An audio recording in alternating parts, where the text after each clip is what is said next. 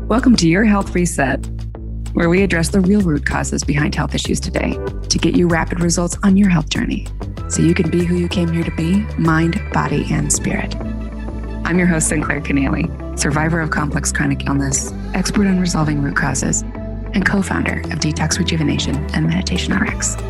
Let's get started. Welcome back. We're today with Dr. Roseann Capanna-Hodge, a dear friend and colleague of mine, and she is the founder of the Global Institute for Children's Mental Health. Welcome, Dr. Roseann. It's so great to have you here with us. I am so grateful for this conversation. First of all, I'm excited. Whenever you and I get together, we percolate, and we both support and care for the same population of people who are stuck and struggling. So I know these conversations change lives, so I'm really excited to have it with you. Me too. And you and I both, we set the intention before we did this interview that we're going to make sure that we're unpacking really crucial concepts today for both the parent that knows exactly what their kid's been diagnosed with, 1, 2, 3, 4 plus diagnoses, as well as the parent who's still searching for answers for their child and trying to wrap their hands around the problem. So I'm really excited to do this with you. Okay, so I would love for you to first share with us your specialty and why you're so passionate about it so people understand where you're coming from. Yes. I really am a child mental health expert and who's been using integrative mental health techniques for 30 years. I have only used science-backed solutions. So that means that I was using holistic techniques because that's what the science points us to. But, really my specialty is working with people who have been struggling, who have been stuck, who are going down rabbit holes looking for answers and Googling at 2 a.m.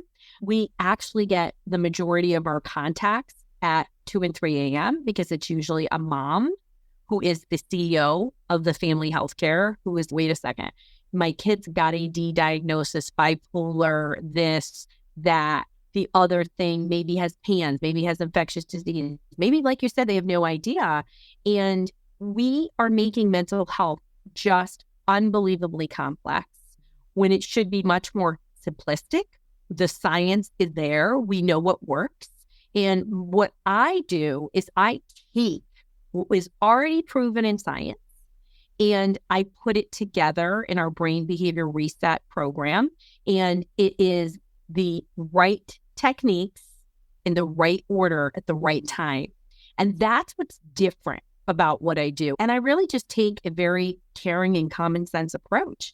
And, when parents find me, they think to themselves, why aren't people talking about, brain-based solution, PEMF, neurofeedback, and other techniques and remedies like detoxification and different types of therapy. So I cultivate what we know to work and help people with some of the most common issues, but also very layered and complex issues like PANS and PANDAS and OCD in particular. I would say those are some of the more layered. And usually when somebody gets depression, typically a mood disorder doesn't start as a mood disorder. It usually starts as something else, anxiety, ADD, some other clinical diagnosis, and that's the end result. But my specialty is a common sense approach with lots of science and very results oriented. When people come and work with me, we're getting serious. Like, you don't come to Dr. Rowe unless you want to be done with your OCD or your PANS, PANDAS, and you're ready for change. That's so wonderful. I think we get really stuck in the illusion of small wins. Like, let's just keep our heads above water and how can we maintain? But it really means you and your family are treading water and you're losing these windows of opportunity with these kids where they're in the home still.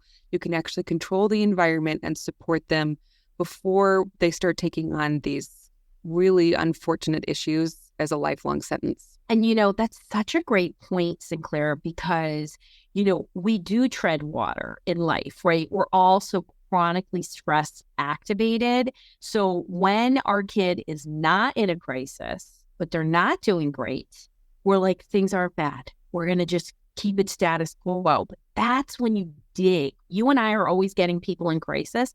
And wherever you are, and when you seek treatment is the right time, okay? But when you can be in a place where you're not great, but it's not full crisis, you're able to take action better You're able to think through things, and the treatments, because of the way your nervous system is not as activated, can work better because you're just able to put more effort around it. So just because you are treading water and you're not drowning does not mean your treatment is right. And that's what I see a lot with kids. We slap on all these medications. The school isn't calling every day, so it's not so bad, and these are real conversations that I have with people. So dig in and don't accept mediocre for mental health or physical health. Don't accept it. I really, I get a lot of people who are over the crisis and maybe at 70 or 80% or even 90% who say, Dr. Bro, I want to get to that next level. And I'm like, let's do it. Let's use what we know about the brain and the nervous system to support you and to optimize your life. That's so fantastic. I couldn't agree more. So let's talk about the root causes that you see underlying so much of these neuroinflammatory conditions for kids today, like these common threads. Yeah. In terms of neuroinflammation, let's even unpack that. So we're in a place where 1 out of every 150 to 200 kids in America have mental health issues, cognitive issues that result from infectious disease, toxins like molds or other things. There's so many toxins in the world.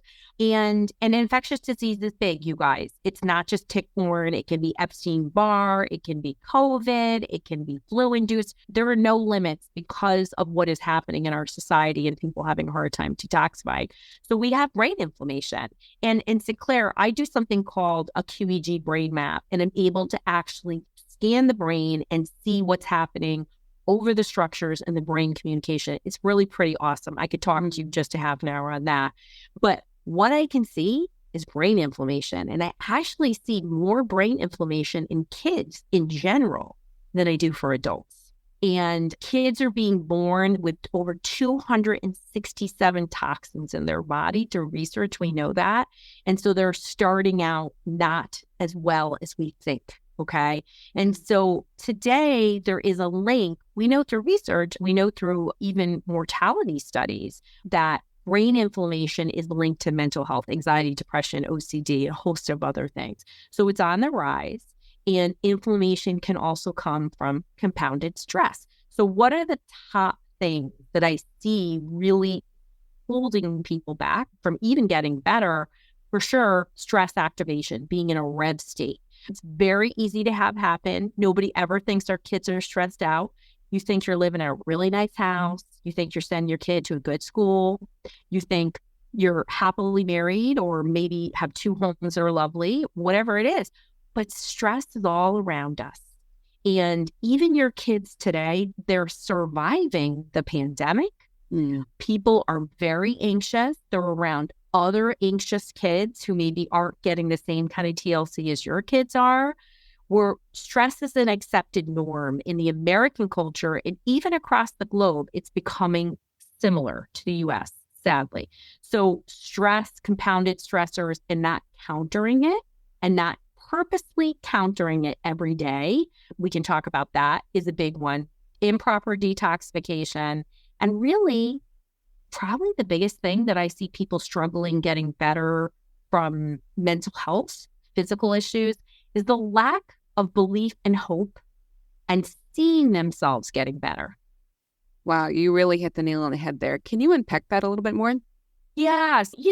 When we're talking to parents, and I'm a mom, and I'm a mom of 2 kids with special needs, 1 kid with PANS from Lyme disease, and then, of course, all the other stuff came to the party, and my other guy who is dyslexic, who forget about his dyslexia. He's done with that. But when you have a kid, we worry. We worry a lot. I talk to moms all the time. They're like, nobody told you to worry so much. And, even just from the moment you give birth, it's a miracle. Like when your kid comes out and there's no problem, it is a miracle. And so when our kids are struggling, you see they're anxious, you see that they're OCD and they have to rely on you for rituals and they have excessive questioning all the time, and you've become their life preserver. It is very hard. And so our mental health system is dictated by, pharma. And so our diagnostic and statistical manual, it's really very heavily, that's how we diagnose. How disorders are picked in is very much set up with how long a condition happens, and then they can be prescribed something. And so physicians today are taught psychopharmacology. They are not taught counseling. They are not taught mental health strategies. They are taught to give a pill, and we are under a belief that it's a biochemical issue. And I'm not saying neurotransmitters aren't a factor here, but genetics don't define you, and it's way more likely to be stress. Hello? And that's just good marketing. So great parents are like, I'm going to do what my doctor said. They go down a rabbit hole of medication. They're typically not offered any kind of therapy, and even regular therapy, depending on the quality of the person you're going to. If they're not a specialist, they're not going to walk you down where you need to go. If you're going to a generalist and your kid's got OCD, let me tell you, it's going to be a decade where they get better. I see it every day. So making sure that when you're going down this path, what happens is it's a lot of side effects, not getting better, a lot of awful experiences, crises.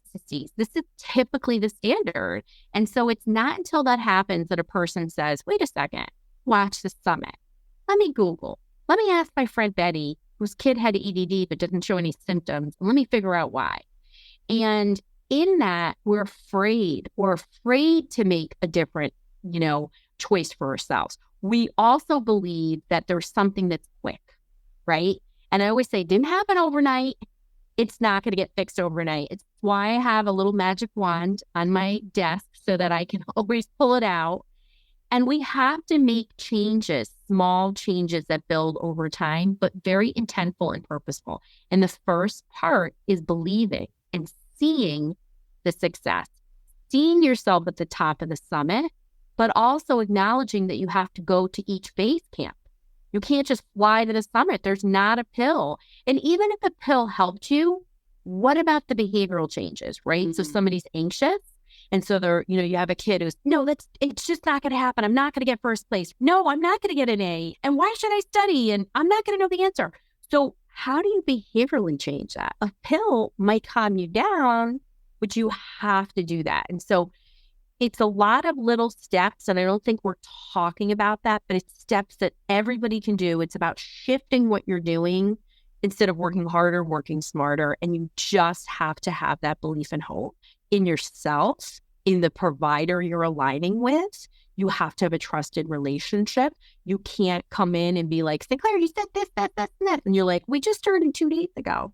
Psychology of behavioral change is, you can't unlearn a behavior in less than 10 days. I put it on a 30-day trajectory because all my kids have learning and processing issues. So they need at least 3 times that.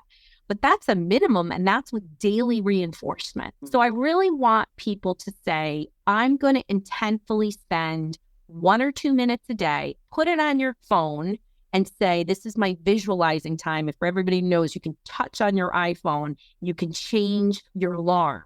And, set at a time where you're going to be able to do it and write visualizing time. And I want you to visualize that change. When people come to me and say, this better work, I say, oh, no, you're going to say to me, I look forward to being less anxious. I look forward to whatever it is.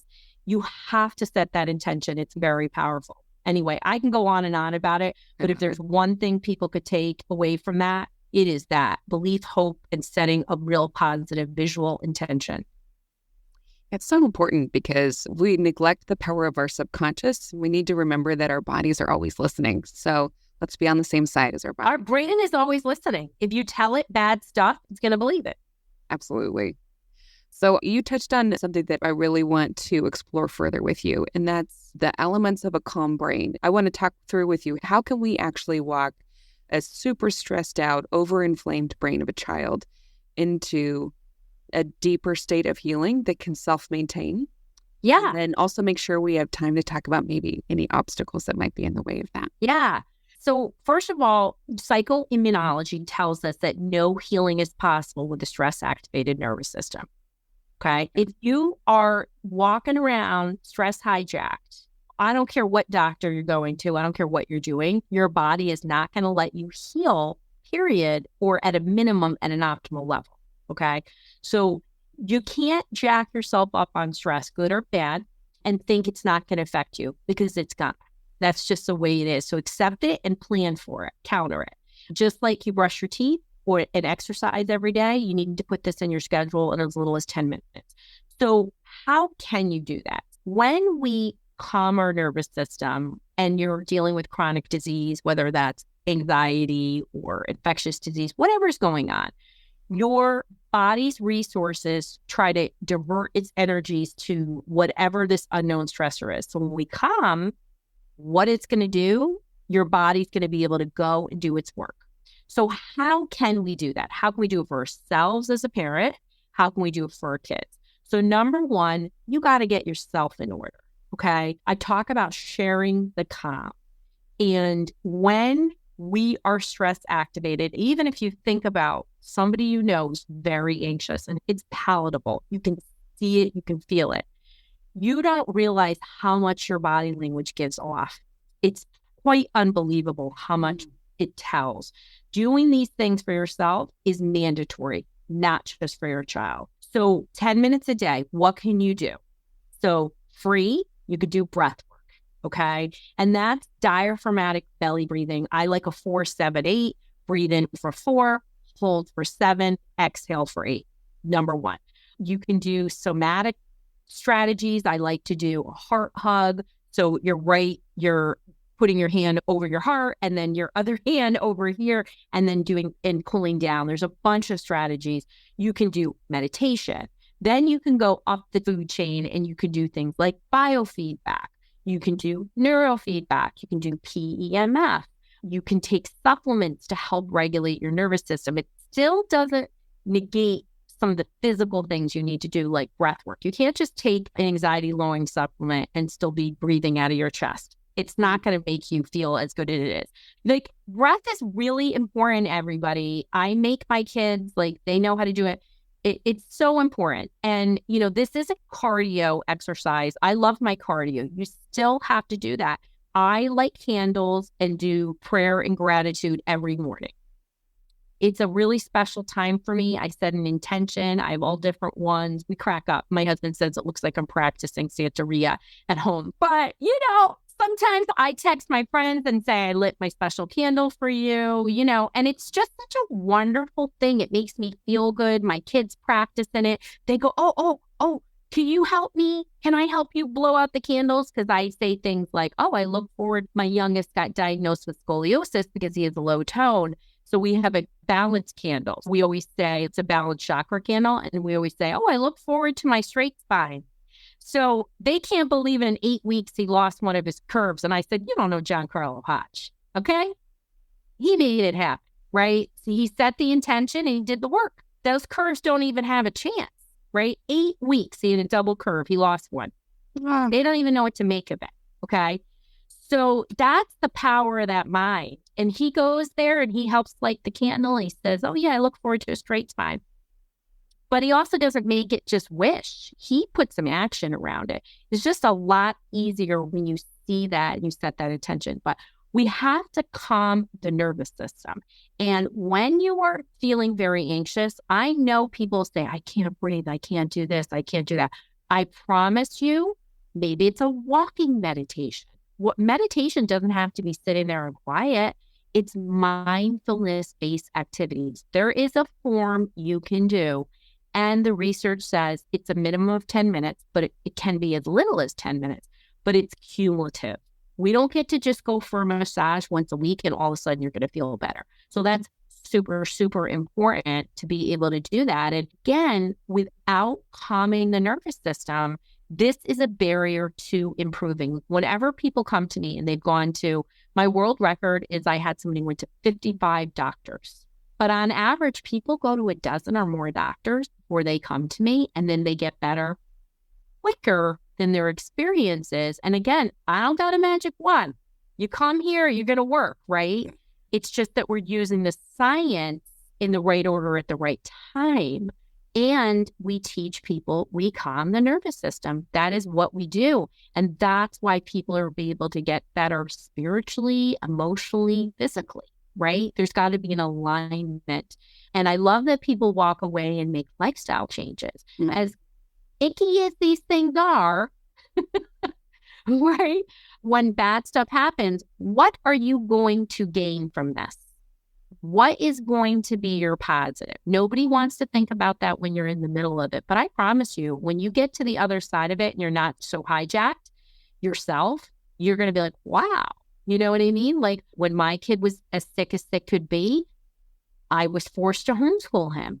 I would have never homeschooled my kid. It's become a blessing for my older kid and even in our lives.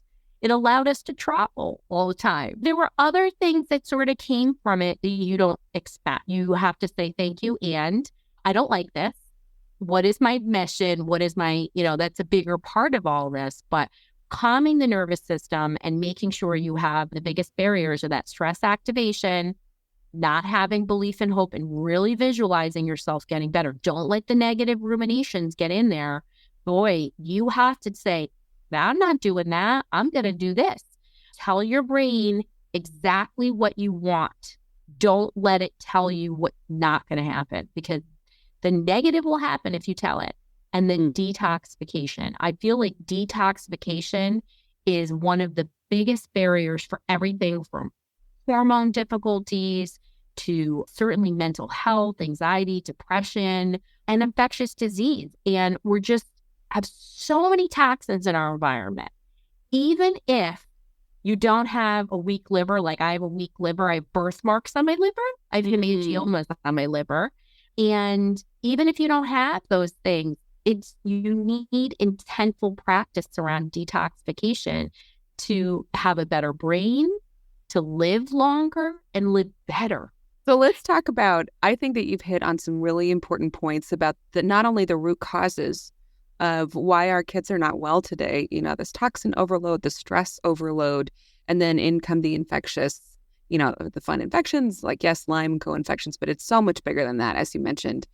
And then we talked a little bit about the first step being calming the brain and really allowing that space and respecting the nervous system. And I'm so glad you emphasized about the parents as well, because as parents, as caregivers, holding the container for the kid to heal, you have to take care of yourself. You have to. It doesn't feel right because you're only as happy as your sickest child, but really get to support and respect the needs of the caregiver support and nervous system as well. So I know that one of your subspecialties is talking about the obstacles to healing from chronic illness, and I really want to spend some time unpacking that with you. Yeah, I think my number one obstacle for getting better is that stress activation. I happen to live in the Northeast, and Lyme disease was named for Lyme, Connecticut, the state I live in. And so some of the top Lyme tick-borne doctors, they are all in this Northeast region. They've expanded, but some of the original ones, right? And even my child, he went to see a famous Dr. Charles Ray Jones at the time when I went to go and see him. He'd already seen 25,000 children. He just passed away this year. He was practicing until he was 92. And when you would sit in the waiting room, everybody, it's like me, they fly in, they come in, and they're going to these wonderful providers. But a conversation that was not happening was, my kid is agitated. My kid is this. And we put so much effort into the antimicrobials, the viruses, helping to mitigate mold exposure, which is a conversation I'm gratefully that people are having more and more about. But nobody talked about how to calm that nervous system down and why, and that's where I bring in that psychoimmunology. So when I see people not getting better, besides the belief and hope and the detoxification, obviously my specialty is getting the nervous system regulated. And again, we don't have to make it as hard. Some of my people have to do neurofeedback, and that's much more time intensive and expensive. But let's start with breath. Let's start with meditation. Let's start with prayer, if that aligns with you, or whatever it is, positive affirmations. And that is something that I wish everybody would start with today, because again, there's no barriers to that. Look up, You can look up 4-7-8 breath, right? You can look up belly breathing, and a child of every age can do this, or somebody in their 90s. There's no age limit to teaching diaphragmatic breathing, and it is the quickest way to regulate your nervous system. But again, you've got to do this multiple times in a day. If you're stress activated, we have to walk you down from that sympathetic stress state down into the relaxed parasympathetic, I call it the hot tub state. We got to get you down there. Everybody wants to be in a hot tub state, and that's to help you understand what it feels like, Well, you'll never forget that. You won't forget it. You feel like you're in a hot tub yet? And again, it unlocks the body's healing potential, right? So if your resources are going, your body will ignore a known antigen, a Bartonella or Babesia, and it will try to figure out why it's stress hyperactivated. And you will not have resources to fight that. It's always just shocking to me. And what happened to me is, I've been doing this stuff for so long, is I would have people do these things and then their physical symptoms would improve. And, then I'm such a research nerd. And then I really started to research and got, really knowledgeable about psychoimmunology. And it's quite fascinating. We know this. I mean, people can, there's studies about people curing their own cancer with meditation.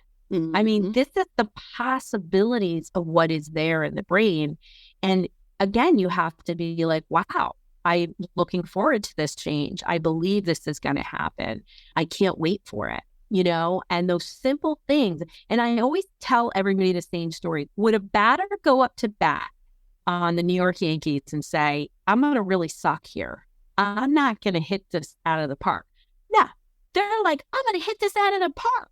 So why aren't we saying that to ourselves? And, it's really interesting in my brain map, Sinclair. It's almost rare that I don't see a ruminator. You could tell when people are ruminating, it's really a pattern that is easy to develop when we say negative things in our own head, and we do role model that either in our words, in our facial expressions, our body language to our kids. That's why it's so important for us to take care of ourselves, which nobody ever wants to do when your kid's in crisis. But the more they see you doing it, it gives them the subconscious message that they need to do it for themselves too. And sometimes the journey is hard, but you just have to persist and it will actually happen. It's pretty cool. I know my older kid, I was like, wow, he's put on this earth to humble me and, make it hard. But Lyme hijacks the brain and he's a teenager. And I remember it was probably last year, at the end of last year, he said, hey, my back's been hurting me. And I said, do you think it has something to do with that you're at the computer and you're leaning forward? And he was like, yeah. And I was like, mine is too. And this is what I've been doing. And I make sure that I even just get on the treadmill to walk. And he was like, oh. And the next day, my husband, we have video cameras everywhere. He sends me a video and he goes, look at this. And I was like, what is this going to be? Right. Usually it's a cat's or something like that, and it's Max getting on the treadmill by himself with nobody asking. He gets on it every day now and he does it himself. And so when you start having these conversations, you don't make it arguments, you role model it and you make it really positive, and we're able to joke about it with him too. Like the treadmill broke not long after that. And we're like, the treadmill was in shock that you were on there, And Max will be like, and he laughs about it and stuff like that. But he was like, I need a new treadmill because I'm using it every day. We're like, okay, all righty. Set the intention, stay positive, and intentfully do the work to calm your nervous system down, and you will see results. That's fantastic. Thank you for being such a ray of hope, Dr. Rowe. I love that your central premise for your practice is that it's going to be okay. It's going to be okay. It's going to be okay. A beacon of hope and clarity in a very muddy, scary world for parents. Yeah, it is. And I've been there, and many parents have. 1 in 2 children in America have a physical or mental health problem. This is not a unique problem anymore. So we have to lean into what works and get off that darn worry train. There you go. You're not alone. The solutions are out there, and you got so many resources now available to you. So where can people find you, Dr. Rowe? So they can find me at Dr. Roseann everywhere. So DROSEANN.com on TikTok, YouTube, Instagram, Facebook is Roseann Capanna-Hodge, but you can find me, drroseann.com is probably the easiest place. Fantastic. Thanks so much for being here with us today and spreading so much hope. I'm glad to be there. And it all starts with hope. And everything after that will move in the direction that it should. Thanks for listening. Go to detoxrejuvenation.com to find the links in the show notes to everything we covered in this episode. Please subscribe, review, and share with other humans who need this precious information. Let's help each other. Until next time, love, Sinclair.